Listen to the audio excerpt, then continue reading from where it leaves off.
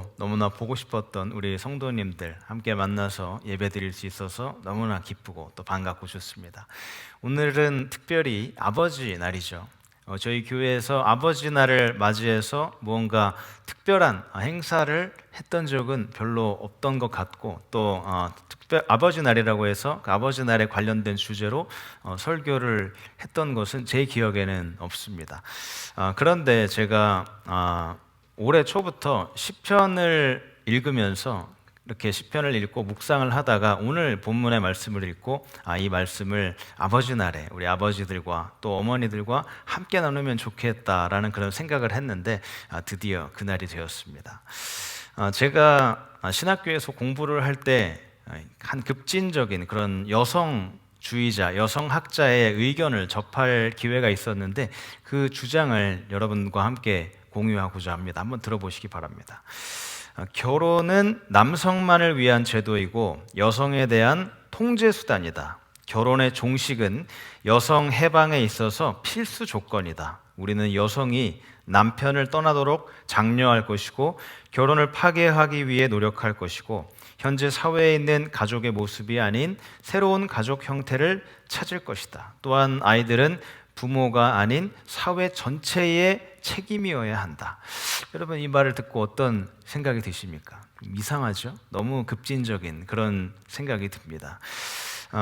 그런데 이런 주장에 동조하는 그런 의견이 생각보다 많습니다. 이 새로운 그런 시대에 새로운 트렌드로 그렇게 자리를 잡아가고 있고요. 또 TV나 그런 인터넷 같은 매체를 통해서 계속해서 이런 것들을 흘려내 보내고 있습니다. 그 가정의 그런 모습, 또 건강하고 우리가 보기에 건전한 이런 가정의 모습을 이상한 모습으로 그려내고 있고요. 가정에서 헌신적인 그런 아버지는 조롱받고, 또 가정을 위해서 자녀를 양육하기 위해서 그렇게 힘쓰고 애쓰는 어머니의 모습은 구시대의 유물처럼 그려지고요.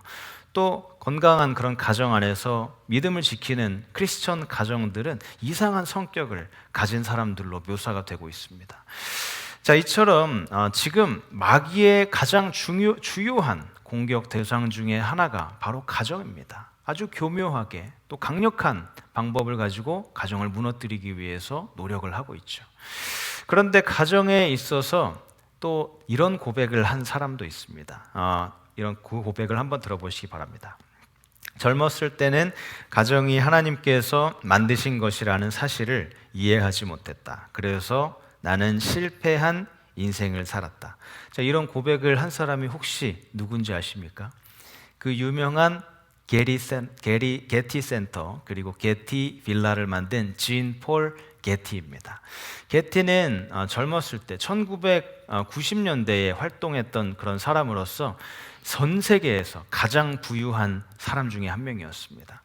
그가 가진 자산이 40억 불 정도였다고 하더라고요. 우리가 상상할 수 없는 만큼 그렇게 많은 부와 또 세상적인 성공을 거둔 사람입니다. 그 게티가 한 언론사와의 인터뷰에서 이런 이야기를 했는데요. 이렇게 이야기를 했습니다. 나는 아무것도 질투하지 않는 사람입니다. 그런데 단 한 가지 예외가 있는데 결혼 생활을 잘 이어가고 가정 생활을 잘 이어가는 능력을 가진 사람을 질투합니다. 그것은 내가 절대 갖지 못한 예술적인 영역이기 때문입니다. 그 당시 게티는 5번의 결혼 그리고 5번의 이혼을 거쳤고요. 또 남겨져 있는 그 자식들과도 굉장히 사이가 좋지 않았습니다. 게티는 세상적인 그 부와 성공을 이루었지만 이 스스로를 이렇게 평가했습니다. 나는 사람에게 가장 중요한 영역인 가정에서 실패한 사람이다. 자, 이처럼 겉으로는 성공했지만 가장 중요한 자리에서 실패한 이유가 무엇일까요? 그것은 인간의 방식으로 가정을 세우려고 했기 때문입니다. 하나님의 방식이 아니라 인간의 방식으로 이 가정을 세우려고 했기 때문에 실패한 것이죠.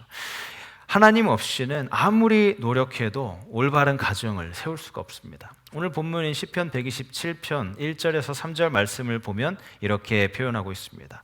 여호와께서 집을 세우지 아니하시면 세우는 자의 수고가 헛되며 자식들은 여호와의 기업이요 태의 열매는 그의 상급이로다. 이 하나님 없이 지은 집은 절대로 온전할 수가 없습니다. 아무리 인간적인 노력과 또 많은 그런 시간과 또 물질이 들어간다고 하더라도 절대로 온전한 그런 가정을 세울 수가 없습니다. 반면에 하나님께서 세우신 가정, 그 가정은 온전한 목표, 정확한 목표를 향해 나아가는 그런 가정이 되게 됩니다. 본문 4절, 5절에서 말하는 것은 자녀들은 이 화살과 같고 또 아버지는 활 쏘는 자와 같다는 말입니다. 이 아버지가 강한 전사가 되어서 화살이라는 이 자녀를 바르게 쏠 수 있을 때 그 가정이 진정한 복을 누리게 되는 것입니다. 자, 오늘 우리는 이 시편의 말씀을 통해서 정확히 쏘는 아버지, 그리고 정확한 목표를 향해 날아가는 자녀, 이 주제를 가지고 세 가지 그런 중요한 포인트로 함께 말씀을 나누려고 합니다. 자, 첫 번째 오늘 말씀의 중요한 포인트는 성공적인 가정과 자녀를 원하신다면 활 쏘는 자인 아버지가 강해야 한다는 것입니다. 자, 씨름에서 이 4절 보시면 장사라는 말이 있는데 그 장사가 이 씨름에서 쓰이는 그런 한라 장사, 백두 장사, 천하 장사에 나오는 그 한자와 같은 단어입니다. 자, 그렇게 강한 사람을 표현하는 말이지만 이 말을 원래 그 원어인 히브리어로 비춰보면 이것은 전쟁의 용사, 전쟁에서 강한 힘을 가지고 있어서 승리하는 용사와 같은 단어입니다. 예전에 저희 교회가 벨리 주하나 교회 이전에 벨리 하나로 교회라는 그런 이름을 갖고 있었을 때 제가 중고등부 학생들과 리트릿을 간 적이 있습니다. 그 리트릿 장소에 갔더니 거기에 활을 쏠 수 있는 양궁장이 준비가 되어 있더라고요. 그래서 아이들이 그곳에 가서 함께 놀자고 해서 그 양궁장에 가서 그 화살을 쏘게 되었습니다. 자, 우리 대한민국의 자손이라면 누구나 활을 쉽게 쏠 수 있지. 고구려 주몽의 후에 또 태조 이성계의 자손 그러면서 활을 잡고 자신 있게 쐈습니다. 그랬더니 그 관역에 가서 맞더라고요. 그렇게 앞에 가서 확인을 해보니까 제 관역이 아니라 다른 사람의 관역이었습니다. 실제로 잘했다고 생각을 했는데 그렇게 가서 해보니까 너무나 어렵더라고요. 활 쏘기에 있어서 이 한국 사람이 다른 나라 사람들보다 더 쉽게 접할 수 있는 것은 사실이지만 그러나 그렇게 활을 끝까지 잘 쏘기 위해서는 수많은 노력과 또 그런 여러 가지 방법이 필요합니다. 화살 끼우는 방법부터 해서 이 힘 조절하는 것, 이 모든 것이 너무나 저에게 어려웠습니다. 실제로 잘하기 위해서는 그런 반복된 훈련과 또 연습, 집중력, 결단력이 필요한 것입니다. 그런데 이 아버지의 역할이 이렇게 활 쏘는 그런 역할을 하는 것처럼 굉장히 어렵습니다. 좋은 남자가 되는 것, 좋은 남자가 되는 것이 굉장히 어렵고요. 또 좋은 남편이 되는 것은 더 어렵습니다. 그런데 좋은 아버지가 되는 것은 가장 어려운 것입니다. 그런데 그것이 바로 우리가 감당해야 할 하나님의 부르심입니다. 이 화살이 목표를 향해 날아가지만 그 목표를 맞추지 못하는 이유는 여러 가지가 있죠. 화살이 잘못 다듬어져 있을 수도 있고요. 또 목표물이 움직이는 경우에는 이 화살이 정확하게 맞추기가 어렵죠. 그리고 또 갑작스러운 바람이 불 때 목표를 정확하게 맞추기가 어렵습니다. 그런데 이런 많은 요인이 있다고 할지라도 이 화살을 쏘는 사람의 책임감이 줄어드는 것은 절대로 아닙니다. 오히려 그럼에도 불구하고 그렇게 많은 어려움이 있음에도 불구하고 목표를 맞추기 위해서 더 정교하고 정확한 기술이 요구되는 것입니다. 자, 하나님께서는 이 자녀들을 우리 아버지들에게 또 어머니들에게 맡겨주셨습니다. 마치 화살이 활 쏘는 자에게 주어진 것처럼 그렇게 맡겨주신 것이죠. 하나님께서 나에게 주신 이 자녀들을 그렇기 때문에 우리는 잘 다듬어야 할 책임이 있는 것입니다. 여러분, 제 개인적인 인생의 목표가 뭔지 아십니까? 목사니까 당연히 좋은 목사가 되는 것이지라고 생각하실 수 있는데 그 목표가 맞습니다. 당연히 좋은 목사가 되는 것이 제 목표 중에 하나고요. 그런데 그것보다 앞서서 제가 더 간절하게 되고 싶은 것은 좋은 남편 그리고 좋은 아버지가 되는 것입니다.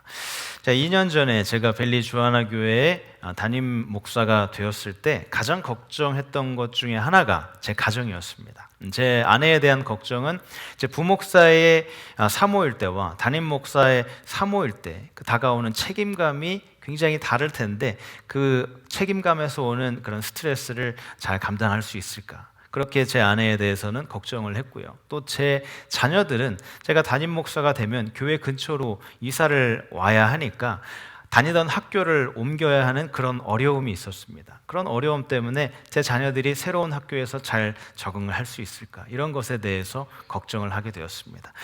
실제로 저희 딸은 새로 학교에 이사를 와서 그 학교에 가서 적응을 하는데 반년이라는 굉장히 오랜 시간이 걸렸습니다.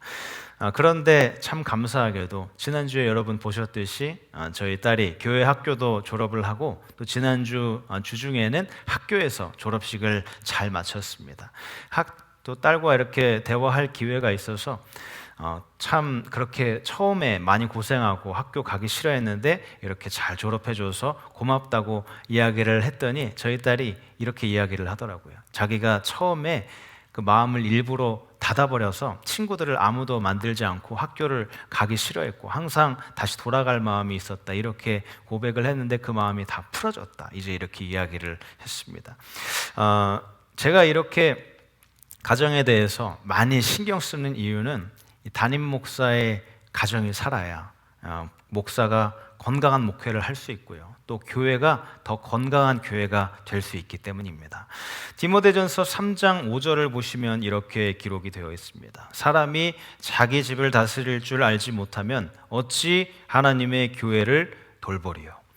자, 목사는 먼저 자기 가정을 신실하게 돌볼 수 있는 사람이 되어야 합니다. 제가 가정을 돌본다면 우리 교회가 더 좋은 목사, 그리고 더 좋은 우리 교회와 또 여러분이 더 좋은 목사를 갖게 되는 것입니다. 자, 이것이 바로 첫 번째 포인트입니다. 활 쏘는 자가 강해야 하는 것. 씨름의 장사처럼 이런 육체적인 강함을 말하는 것이 아니라 영적인 강함을 말하는 것이죠. 우리가 영적으로 강할 때 우리 손에 맡겨진 그 화살 같은 자녀들이 온전하게 정확하게 날아가게 될 것입니다. 두 번째로 여러분과 나누고 싶은 포인트는 화살이 온전해야 한다는 것입니다. 화살이 올바르고 온전하게 만들어져야 정확하게 날아갈 수가 있기 때문이죠. 자, 자녀들은 태어날 때부터 온전한 화살의 모습을 갖고 태어난 것이 아닙니다. 나뭇가지나 나무가 온전하게 저절로 가만히 있으면 그 화살의 모습으로 변해가는 것이 아니죠. 자, 마찬가지로 우리의 자녀들도 우리의 노력과 또 우리의 그런 투자가 없으면 이 자녀들이 온전한 그런 화살과 같은 모습으로 변해갈 수가 없습니다. 자, 그래서 아버지의 역할은 분명합니다. 이 하나님께서 자녀가 나에게 맡겨주신 화살이라는 것을 깨닫고 그 자녀를 다듬고 또 아름답게 만들어가는 것입니다. 자, 이 과제야말로 인생에서 가장 어려운 그런 과제 중에 하나일 것입니다. 그렇기 때문에 좋은 아버지가 되는 것이 어려운 것이죠. 자, 사회에서 일어나는 이런 많은 문제들이 있습니다. 그런데 이 많은 문제들이 일어나는 원인도 참 다양하지만 그 다양한 원인 중에 하나가 바로 아버지입니다. 아버지가 교회가 아니라 가정에서 제대로 된 역할을 하지 못했기 때문에, 또 좋은 모범을 보여주지 못했기 때문에 이런 많은 사회적인, 그렇게 아들이 또 딸이 자라서 사회적인 문제를 일으키게 되는 것이죠. 에베소서 6장 4절을 보시면 이렇게 기록이 되어 있습니다. 아비들아, 너희 자녀를 노엽게 하지 말고 오직 주의 교훈과 훈계로 양육하라. 여기서 교훈은 말씀으로 가르치는 것을 말하고 훈계는 훈육을 말하는 것이죠. 자, 이렇게 자녀들을 하나님의 말씀과 훈육으로 가르쳐야 온전한 모습을 가진 화살이 될 수가 있습니다. 자, 가정에서 남자가 성공하는 것은 얼마나 많은 수입을 거두느냐, 또 얼마나 많은 사회적인 명성을 가지느냐에 달려있지 않습니다. 자녀들이 영적으로 날카롭고 건강한 신앙을 가지느냐, 여기에 달려있습니다. 온전한 화살, 즉 잘 다듬어진 자녀가 바로 성공한 아버지의 자산인 것입니다. 자, 자녀가 실제로 우리 손안에 있는 시간은 길지 않습니다. 저희 아들도 이제 2년만 있으면 대학교를 가게 되고, 딸도 이제 4년 있으면 대학교를 가게 됩니다. 대학교를 가면 이제 우리 애가 어쩔 수 없이 멀리 떨어져서 살게 되죠. 그리고 또 결혼을 하거나 직장을 잡아서 멀리 가게 되면 더 자녀를 케어할 수 있는 시간이 없어집니다. 여러분들에게 주어진 자녀나 또 손주들도 마찬가지죠. 자녀는 이미 대부분 장성에 있거나 또 결혼을 앞둔 자녀들도 있고, 그리고 일을 하고 있는 자녀, 또 어떻게 보면 또 손주가 이미 커서 자녀를 낳은 그런 경우도 있죠. 이렇게 대학을 가든지 아니면 졸업하고 멀리 가든지 결혼을 해서 멀리 살 수도 있습니다. 그렇기 때문에 우리 손안에 있을 때, 그때가 바로 기회이고 우리에게 책임으로 주어진 것입니다. 오늘날 이 많은 부모들은 세상에서 자녀들을 또 전문가와 같은 그런 사람들이 잘 키워줄 것이라고 생각을 합니다. TV나 인터넷에서 나오는 그런 전문가들이 나오는 영상을 보여주면 우리 아이들이 잘 교육을 받을 것이라고 생각을 하고, 또 학교에서 받는 교육은 학교에서 잘 교육시켜주고, 또 성교육과 같은 것, 그리고 미래에 대한 그런 계획을 짜는 것, 이런 것들을 다 학교에서 교육을 받을 수 있고, 부모는 그냥 자기 자신에게 관련된 일만 하면 된다고 생각을 합니다. 그런데 문제는 그렇게 해서 온전한 화살이 만들어지지 않는다는 것입니다. 자녀는 부모의 손에서 자라야 하고, 특히 아버지의 그 영적인 리더십과 사랑 속에서 올바르게 깎여야 합니다. 우리는 이 자녀가 올바른 화살로 다듬어지는데 최선을 다할 수 있어야 합니다. 그렇다면 어떻게 이 자녀라는 화살을 깎고 다듬을 수가 있을까요? 일단 가능한 한 일찍 시작해야 합니다. 이 어린 나무, 갓 태어난 그 나뭇가지가 부드럽고 유연하죠.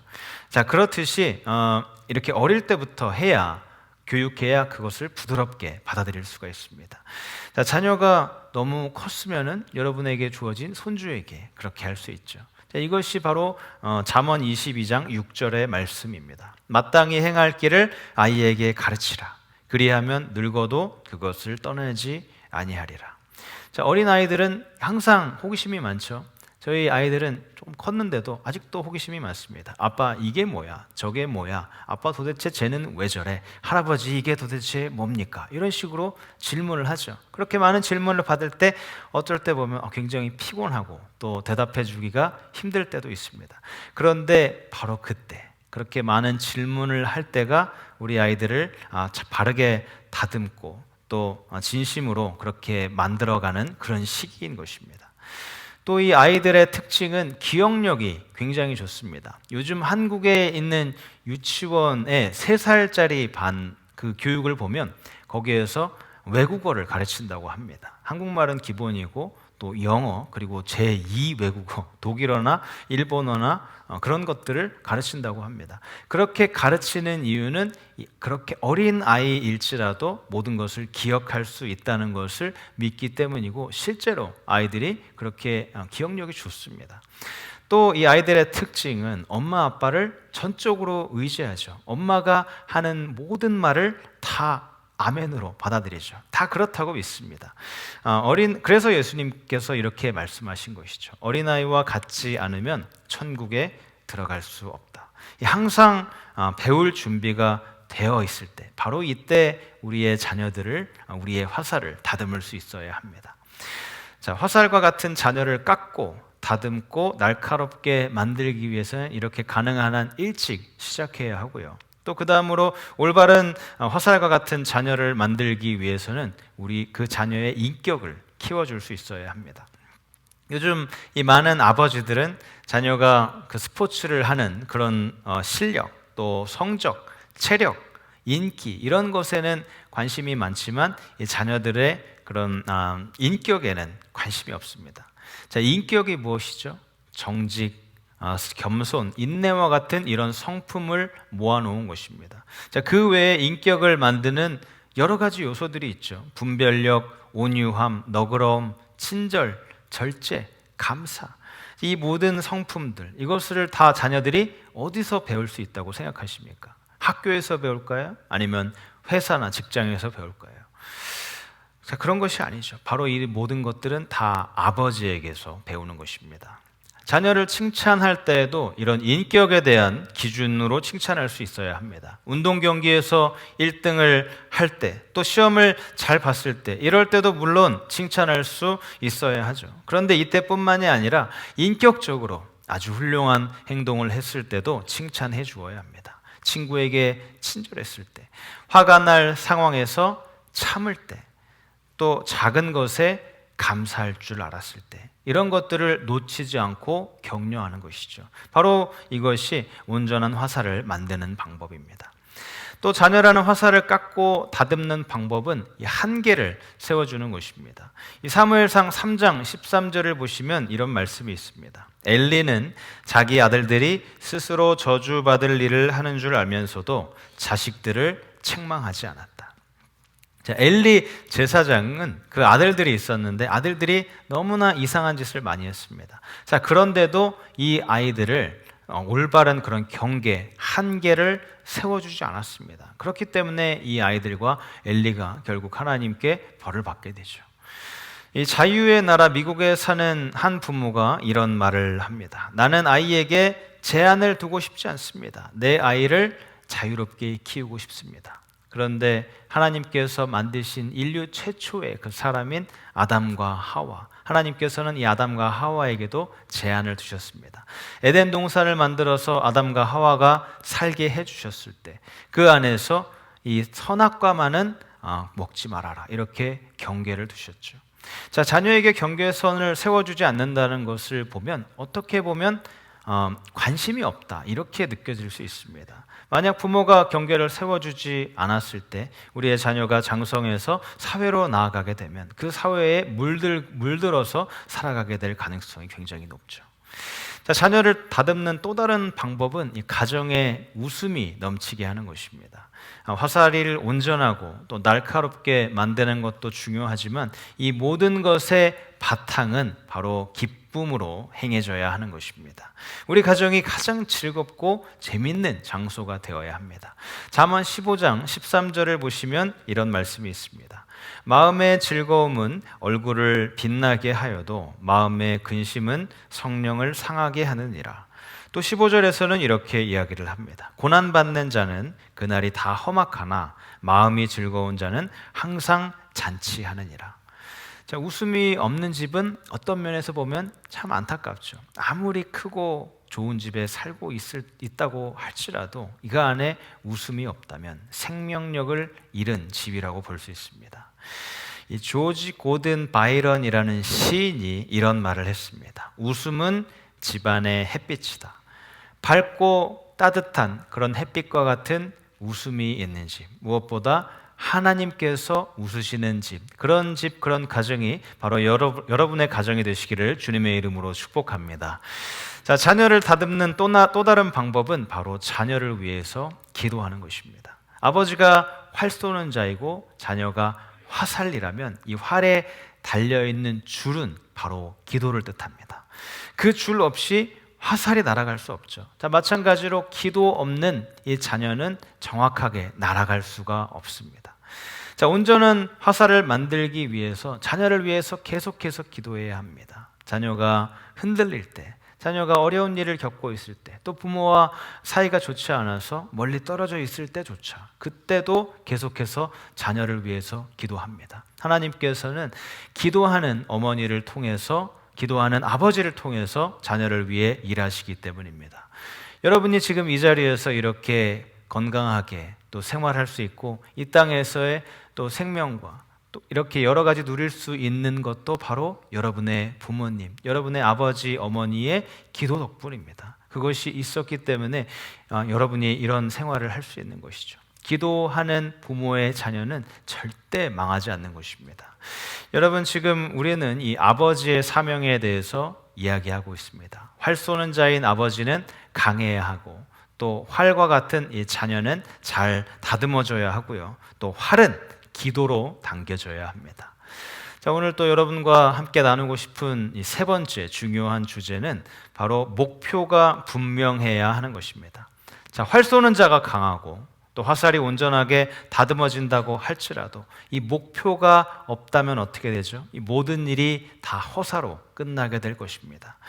본문 5절을 보시면 원수와 담판을 한다고 하죠. 자, 여러분, 우리에게 원수가 있다는 것을 잊어서는 안 됩니다. 우리의 원수는 아까 초반에 말씀드렸듯이 가정을 계속해서 무너뜨리고 파괴하려는 바로 마귀를 말하는 것이죠. 계속해서 이 가정을 파괴하려는 문화를 만들고 세상의 가치관을 만들어내서 가정을 공격하고 있습니다. 자, 그렇다면 우리는 어떻게 하나님께서 주신 이 가정, 하나님께서 주신 이 집을 아름답고 또 소중하게 회복시키고 또 지킬 수 있을까요? 바로 하나님께서 우리에게 허락하신 그 화살, 자녀를 통해서입니다. 자, 급진적인 그런 여성주의자가 이야기한 그런 사상, 또 거짓과 잘못된 것이 넘쳐나는 이 세상에서 어떻게 거짓을 분별하고 무너뜨릴 수 있을까요? 바로 우리의 화살, 온전하게 다듬어진 우리 자녀들을 세상에 보내는 것으로 할 수 있습니다. 우리의 자녀들이 보호가 필요하지만 나이가 들어서 또 장성해서 이제 세상으로 나아가게 되죠. 이렇게 다듬어지고 온전하게 만들어진 우리 자녀들이 하나님의 무기가 되어서 적을 향해 날아가는 그런 존재가 되는 것입니다. 자, 사도 요한이 요한 3서에서 이렇게 이야기를 합니다. 내가 내 자녀들이 진리 안에서 행한다 함을 듣는 것보다 더 기쁜 일은 없도다. 자, 마찬가지로 우리 부모에게, 특히 아버지에게 다듬어지고 온전하게 만들어진 자녀들이 세상에 나아가 하나님의 진리로 살아가는 것보다 더 큰 기쁨은 없습니다. 자, 여러분, 이 화살은 수집하기 위한 용도가 아닙니다. 쏘기 위해서 존재하는 것이죠.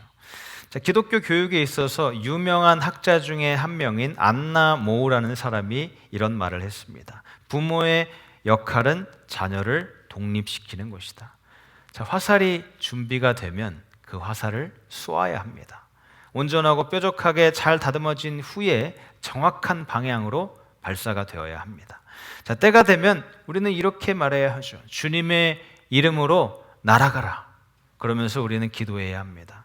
그러면 하나님께서 은혜의 바람을 일으키셔서 그 자녀로 쏘아진 이 화살이 정확한 목표를 향해 나아가도록 도와주실 것입니다. 사랑하는 여러분, 이 활 쏘는 아버지는 강해야 하고 또 화살은 잘 다듬어져야 하고 또 온전한 목표, 올바른 방향으로 나아갈 수 있어야 합니다. 이런 가정을 위해서 여러분에게 주신 그 사명, 아버지로서의 사명, 또 어머니로서의 사명, 할아버지, 할머니로서의 사명을 끝까지 잘 감당하는 여러분들이 되시기를 주님의 이름으로 축복합니다. 이제 말씀을 마무리합니다. 사랑하는 아버지, 또 어머니 되시는 여러분에게 몇 가지 말씀을, 도전을 드리면서 말씀을 마무리하고 싶습니다.